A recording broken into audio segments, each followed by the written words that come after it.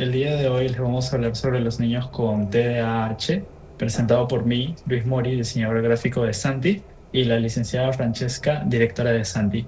Y pues bueno, cuéntame, ¿cómo estás el día de hoy? Hola Luis, ¿cómo estás? Bien, aquí trabajando. Un gusto estar en este tema tan importante que es el TDAH, que muchas veces creo que es mal etiquetado. Entonces yo estoy muy feliz de tener este tema contigo. Bueno, es un gusto también. Bueno, entonces podemos comenzar con las preguntas, que las iremos tomando por subtemas. Primero la de comprensión del TDAH, el impacto en el niño, estrategias para los padres, tratamientos y terapias y apoyo emocional a largo plazo. Entonces, como primera pregunta, ¿podrías decirme qué es el TDAH y cómo se manifiesta en los niños? Claro, bueno, el TDAH o su nombre completo, trastorno por déficit de atención e hiperactividad, es un trastorno del neurodesarrollo que afecta, bueno, la atención, como su nombre lo dice, el control de impulsos, la capacidad que tenemos para concentrarnos, etcétera. Aparte de esto, los niños pueden ser muy activos, que en otros términos sería hiperactivos, algunos pueden ser un poco impulsivos y también pues en consecuencia dificultades para concentrarse. Vale, entonces, bueno, mi siguiente pregunta sería, ¿cuáles son las diferencias entre el TDAH y el comportamiento normal de un niño activo? Esta es una pregunta muy importante y muy interesante porque de por sí nosotros tenemos pruebas y baterías que nos dan indicadores de TDAH para poder diagnosticar ya sea a niños o adultos, ¿no? Y niños de varias edades en varias etapas. Lo que sí es que yo te puedo decir que un niño activo puede tener, como cualquier persona, momentos de inquietud, incluso momentos de impulsividad, incluso ciertos temas de desregulación emocional que no necesariamente un niño tiene que ser TDAH para que tenga un tema de desregulación emocional. Pero lo que sí vemos es que en los niños de TDAH el síntoma o el problema, ya sea en el control de impulsos o la inatención, es crónico y yo le digo resistente al cambio. Con resistente al cambio digo que como que el niño va llevando 3 meses de intervención y sí mejora, pero mejora de manera muy resistente al común de los niños. Entonces, si nos damos cuenta de que digamos así, el síntoma es un poco crónico y afecta negativamente, puede ser el rendimiento escolar o puede ser las relaciones con otros o incluso la propia autoestima. Pero no hay que siempre encadenar la idea de que mi hijo tiene TDAH y le va mal en el colegio. O sea, a un niño que tiene TDAH siempre le va mal en el colegio, no.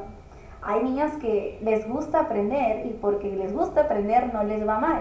Pero hay niños que no les gusta el colegio y ahí le va re mal.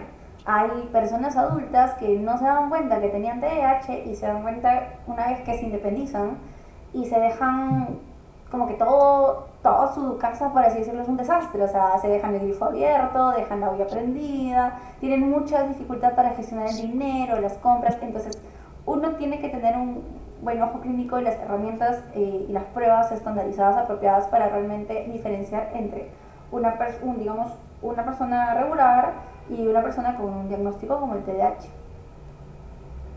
Dale, entonces, en ese caso, ¿cómo uno vendría a diagnosticar esto que es el TDAH y qué tipos existen? Genial. Mira, para el diagnóstico se tiene que realizar primero una evaluación clínica que incluye tanto entrevistas, cuestionarios o listas de cotejo. Si yo empezar a hablar de todas las pruebas existentes para el TDAH, esto duraría 3 horas y no alcanzaría el tiempo, porque realmente es una especialidad incluso llevar todo lo que respecta al TDAH. Pero lo que sí es que te puedo decir que en tipos, por ejemplo, eh, tienes los que son predominantes en la inatención, o sea que su TDAH se caracteriza, ¿no? TDAH se caracteriza más por la inatención, o sea que no se concentra muy bien. Otros se caracterizan más por la hiperactividad, o sea, quizás pueden concentrarse súper bien en su tarea, pero están ahí moviéndose, moviéndose, moviéndose, moviéndose. Entonces, es como que tú te vas dando cuenta qué indicador se marca más, ¿no? Y están los tipos combinados.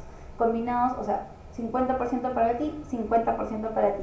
Les cuesta atender y al mismo tiempo les cuesta como que mantenerse quietos o regular su energía.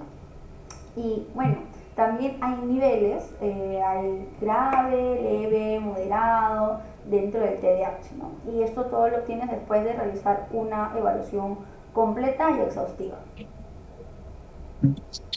Bueno, entonces, mi siguiente duda vendría a ser si es que el TDAH mejora con el tiempo o persiste hasta la vida adulta. Por supuesto que mejora, pero mejora con intervención. Si una persona que tiene su hijo, su nieto, su sobrino con TDAH piensa que haciéndose grande va a madurar, porque eso es lo que he escuchado mucho, eso es un error. En realidad se cierran conexiones neuronales, se hace más difícil el aprendizaje cuando ya es mayor. Entonces lo prioritario es cuando son como niños, como decimos, son como unas esponjitas. Y ahí es cuando podemos hacer la intervención. Por obra de magia, el niño no va a madurar más y va a controlar sus indicadores. No, porque el TDAH es algo que va a estar contigo para toda la vida. Tienes TDAH, tienes un diagnóstico, eso va a estar contigo toda la vida. Lo importante es que aprendas estrategias para poder manejarlo. Entonces sí, sí mejora y persiste en la vida adulta, porque siempre está contigo. Dale. Entonces, esto, bueno, pasando ahora al tema del impacto al niño, ¿cómo afecta el TDAH en el desarrollo académico y social de los niños? Ya. Este tema depende mucho del niño, por eso a veces hay niños, niñas, personas que pueden tener TDAH, pero uno no se da cuenta. Y depende de su motivación. Incluso he visto algunos comentarios, algunas revisiones, incluso algunas revistas científicas, de que dicen que a veces el TDAH es más un trastorno de la motivación. Lo que te interesa, eso atiendes. Lo que no te interesa, te es imposible más que el resto de las personas atenderlo, escucharlo. O sea, es, por así decirlo, un infierno que te sientes y escuchas un tema que no te interesa. Entonces, para los chiquis que les interese el colegio va a ser súper sencillo, pero para los que no les interesa, ahí es el reto. Pueden tener muchas dificultades para la concentración, para completar sus tareas, e incluso si no les cae el profesor, la profesora, el seguimiento de instrucciones es bastante bajo. Y por otro lado, en el campo social van a tener dificultades en sus habilidades sociales. ¿Por qué? Porque son impulsivos. Lo primero que se les ocurre, lo primero que dicen. Lo primero que reacción que les nace, no sé, un niño le dice, oye tú, no sé, eres un feo. Entonces el otro que tiene una condición, y no es que sea un mal niño, sino que tiene la condición, no controla su impulso y ¡pa! De frente lo empuja. Me dejo entender, o sea, no hay ese control de si yo empujo me voy a meter en problemas porque mi mamá me dijo que no haga esto y la maestra le va a decir, no. Es como que no pienso, ¡pum! Mi cerebro es automático, ¡pa! Para atrás. Entonces, esta falta, incluso hay una falta de habilidades de leer señales sociales, ¿no? Como cuando algo es secreto. Esto sí le puede generar problemas, no solo en el colegio, sino también a nivel social. Y como te digo, si es que no se interviene a tiempo, cuando tengan que trabajar, cuando tengan que ir a la universidad, estas personas que tienen TH va a ser súper complicado y la van a tener mucho más difícil. Bueno, ahora también hablando un poco más de ese tema de cómo reaccionan los niños, esto en sí, esta TDAH, ¿cómo influye en su autoestima y emociones? Ok, buena pregunta. Yo he visto estudios que dicen que muchos niños con TDAH suelen tener baja autoestima porque están muy criticados y tienen muchos fracasos en la escuela o en las relaciones sociales. Entonces, toda esta frustración puede derivar a sentimientos de tristeza, ansiedad, bueno, en el peor de los casos, depresión también, ¿no? Dale, entonces, también yendo más que nada por este tema de emocional, ¿cuáles serían las frustraciones más comunes de estos niños y cómo uno puede manejarlos? Por ejemplo, las frustraciones más comunes pueden ser no terminar sus tareas o no terminarlas a tiempo, abrumarse rápido, como que te digan tienes que hacer esto y luego tienes que hacer lo otro y luego tienes que hacer tal tarea y tal esto y como que es tanta información y no tienen ninguna estrategia de organizarse, de apuntar, de hacer un checklist, de hacer una lista to do, de hacer un calendario, ¡pah! Todo eso se junta en su cerebro y explotan y se frustran y es demasiada información para su cerebro. Y bueno, también porque no, a veces no son súper comprendidos y la meta les parece lejana, muy lejana. Entonces todo esto los puede abrumar, ¿no? En el campo emocional. Ujú. Vale, entonces, bueno, ahora yéndonos más por un lado para los padres, en lo de estrategias para padres, ¿cuáles son las más efectivas para manejar los síntomas del TDAH en casa? Primero, para los papás, lo que yo les recomiendo es que ellos también se evalúen o al menos pasen por una entrevista psicológica, porque muchas veces los papás han tenido indicadores, quizás no tenían tal cual los indicadores suficientes para el diagnóstico, pero sí tienen algunas conductas importantes que deben corregir ellos mismos para ser un ejemplo para sus hijos. Entonces no le puedes pedir al niño que sea ordenado, meticuloso, organizado, si tú no eres ordenado, meticuloso, organizado. Y al contrario, tampoco le puedes pedir que tenga reacciones amables y controles su impulsividad cuando tú tampoco puedes hacerlo. Entonces, si bien es cierto, hay muchas estrategias que van a encontrar en redes, yo creo que lo primero es que los papás trabajen en ellos mismos. Porque si bien los pequeños o pequeñas pueden tener TDAH, hay muchas conductas que son imitadas, muchas, que vienen por imitación, por aprendizaje con la familia. Entonces, eso sería muy bueno que los papás puedan revisarse, autoexaminarse, descartar si tienen indicadores y si tienen indicadores de TDAH también, seguir las instrucciones del psicólogo o la psicóloga con el que estén trabajando. Entonces, hablando más de estos temas en casita, ¿cómo los padres podrían establecer estos límites y rutinas que funcionen para los niños sin generar una frustración? Yo recomiendo siempre usar la anticipación y tratar de usar algo muy dinámico para los niños o niñas, ¿no? Por ejemplo, es muy distinto que tú le digas, mira, hoy día tienes que despertarte, bañarte, tender tu cama, a que le armes un horario visual con imágenes de un niño que se despierta, un niño que se lava los dientes, un niño que tiene la cama, o sea, como que es más bonito y que cada vez que termine la tarea le pones un check. Como te digo, el TDAH a veces puede ser entendido como un trastorno en la motivación y cuando logras que al niño le motive, ya te lo ganaste, o sea, ya tienes como el 50% de la intervención hecha. Cuando ya sabes cómo motivarlo, ya está. Solamente tienes que ir trabajando, ir afrontando sus frustraciones poco a poco, pero ya sabes cómo llegar a él. Y eso es lo importante.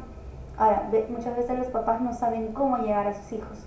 Por eso siempre se recomienda que lleven una terapia, si es que ya tiene un diagnóstico, si tiene sospechas que lo evalúen, o incluso al menos un acompañamiento psicológico, ¿no? En todo lo que sea posible. Ahora, enfocándonos más lejos de casa y en el ámbito académico, ¿cómo los padres pueden trabajar junto a una escuela para apoyar a su niño? Mira, esto de las escuelas es muy sonado en nuestro país, Perú, porque ahora estamos con el tema de la inclusión y a mí me encanta la inclusión, me parece súper bien, pero hay a veces mucha presión por la inclusión y no se ha dado, creo yo, el tiempo, la preparación, los recursos a los colegios, a la mayoría, hay una mayoría que sí lo está haciendo muy bien, no se le ha dado ese tiempo para estar listos, sino que como decirte que ha sido ya, vamos a inclusión, así, todo repentino. Pero lo ideal, lo que sí trabaja en otros países, porque yo te lo voy a decir la recomendación de otros países, porque acá no sé si todos los colegios con las familias lo puedan lograr, pero cuando un niño tiene una condición, digamos autismo, TDAH, síndrome de Down, qué sé yo, y está en un colegio regular, regular quiere decir cualquier colegio, digamos, general, se tiene que trabajar un plan educativo individualizado. Los maestros se ponen de acuerdo con la psicóloga o la psicóloga escolar arma algún tipo de plan en donde los temas de ese año se adapten para el nivel de comprensión y entendimiento que tenga el niño inclusivo o niña inclusiva. Es de esa manera que se tiene que trabajar. Ahora yo he hecho el énfasis de los países porque no quiero decir que todos los colegios estén obligados aquí en nuestro país a hacerlo. La verdad en esa área yo desconozco, pero he visto muchos colegios que no lo hacen, lamentablemente. Bueno, ya. Ahora también viendo el tema un poco más de tratamientos y terapias. ¿Cuáles son las principales opciones de tratamiento para el TDAH y cuándo se debería considerar una medicación? Perfecta pregunta. Mira, en internet, en redes siempre van a encontrar mil y un intervenciones, siempre vas a encontrar, la verdad, mucho. Y es que hay que tener mucho cuidado con la pseudociencia. Dietas milagrosas que le ponen a los niños, no sé, iones, unas cosas, chupones en el cerebro. Yo me quedo sorprendida, pero buscando la evidencia de estas intervenciones, o sea, siguen en experimentación.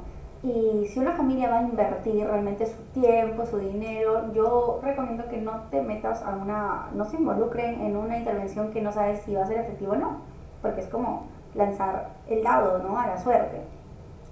Las intervenciones que sí tienen evidencia, por ejemplo, una de las que más tienen evidencia y es la que trabajamos principalmente en Santi, es análisis conductual aplicado, o lo que a veces llaman terapia conductual. Pero en nosotros el análisis conductual aplicado o ABA no solo es terapia de conducta, en realidad incluye, si bien conducta, también atención, concentración, aprendizaje, comunicación o lenguaje funcional, porque nosotros tenemos que ver como analistas de la conducta varias áreas en realidad del ser, no solo una, no podemos tener una sola cosa. Por ejemplo, yo no puedo esperar que un niño deje de frustrarse con sus tareas si es que también no me centro en que su concentración aumente un poquito más, porque se frustra quizás por estar todo el día en el colegio, que son como 8 horas, y su concentración solo da para 3. Entonces tengo que ver cómo extender esa concentración al mismo tiempo que le enseño a regular emociones, ¿verdad? Entonces son dos áreas, ¿no? Y también tengo que enseñarles a comunicar correctamente lo que necesitan, sus emociones, manejar un lenguaje asertivo, etcétera, mil de cosas. Entonces yo recomiendo siempre la intervención de ABA, o en español, análisis conductual aplicado. En inglés, ABA, Applied Behavior Analysis. Y es lo que trabajamos aquí en Santi. Ahora, otra intervención que también realizamos aquí, pero siempre de modelo ABA, es la intervención psicoeducativa.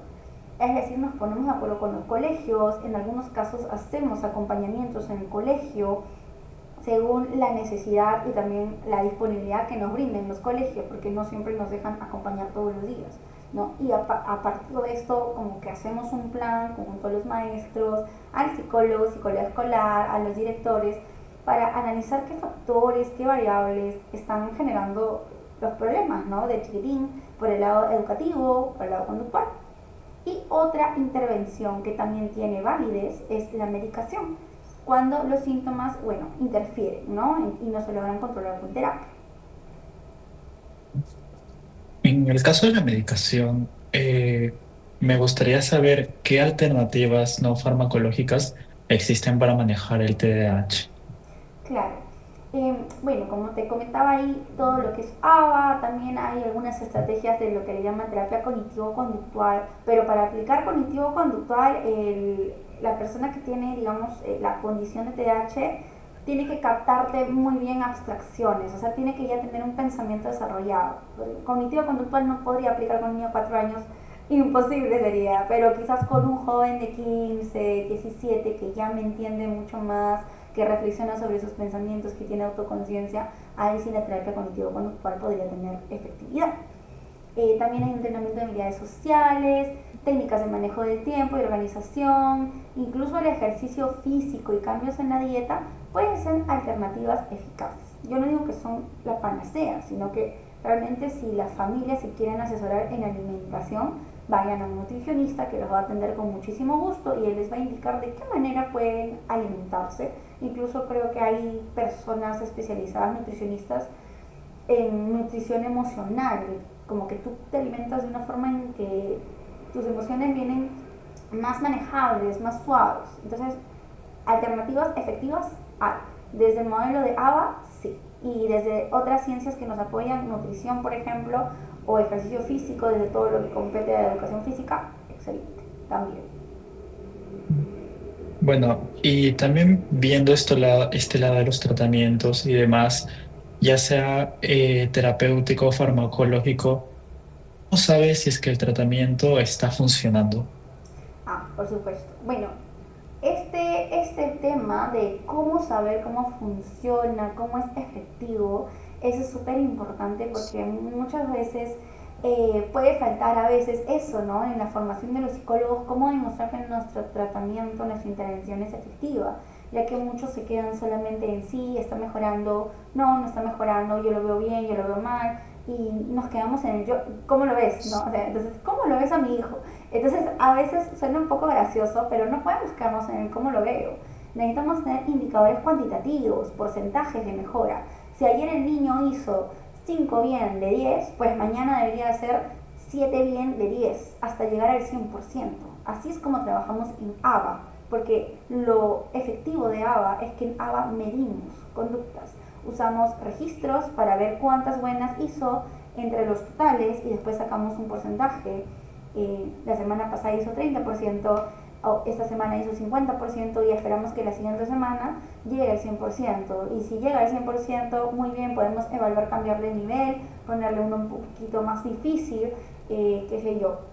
Pero realmente es los indicadores a veces cuantitativos y claro, cualitativos, el cómo ves al chiquitín, porque se marca, ¿no?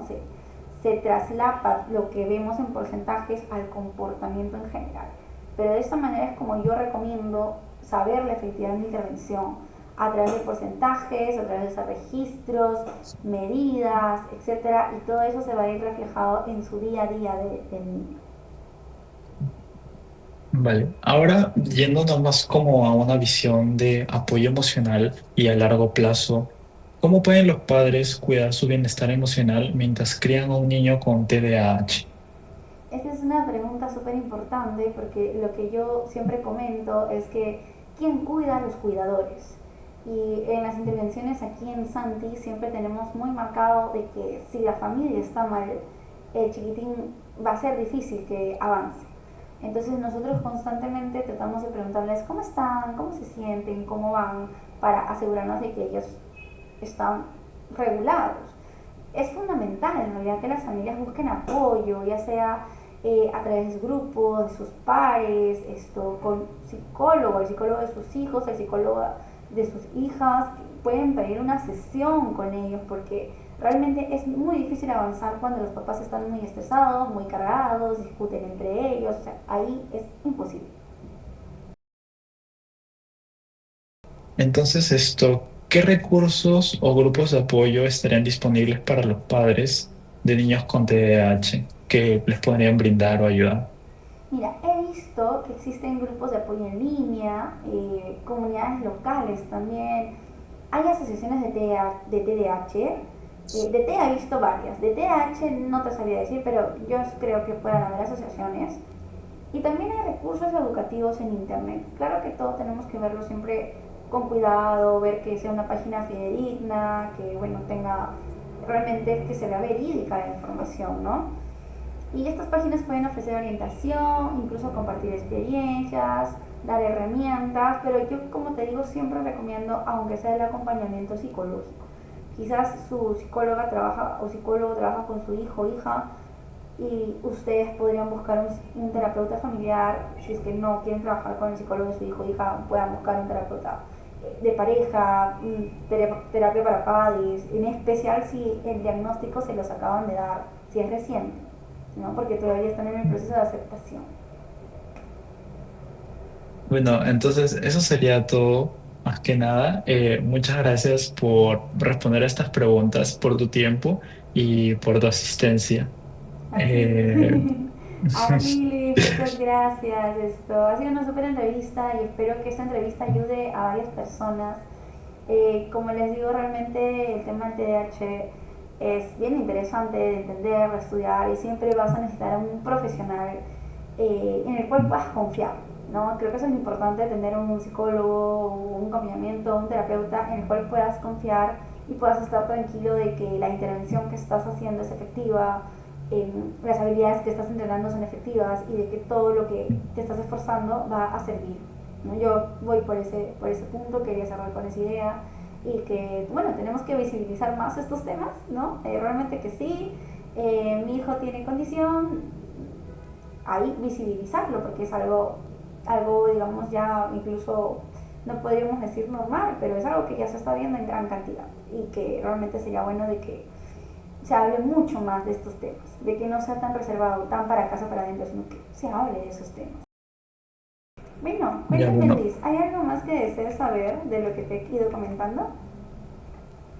bueno, me gustaría más que nada agregar que tienes razón en todo lo que has comentado, que sería bueno de cierta forma normalizarlo y poder hablar más sobre estos temas, ya que apoyaría a muchas familias las cuales no están tan relacionadas o con esta normalidad de hablar sobre estos temas para evitar la incomodidad y hacer notar que es importante que sus hijos necesitan o requieren de esta ayuda.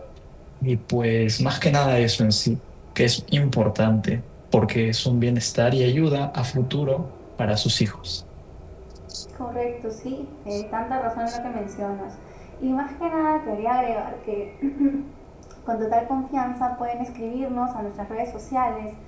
Realmente Santi para mí es una iniciativa en donde quiero que las terapias efectivas basadas en evidencia puedan acercarse a cada familia de nuestro país, de Perú, porque muchas veces en mi carrera profesional he visto que muchas familias vienen de un terapeuta y de un terapeuta y de otro terapeuta, en donde me dicen no me sirvió nada, no funcionaba, etcétera, y quizás era porque no manejaban un enfoque con mucha evidencia científica o no manejaban todo lo que te he comentado de registros, porcentajes, etcétera, ¿no?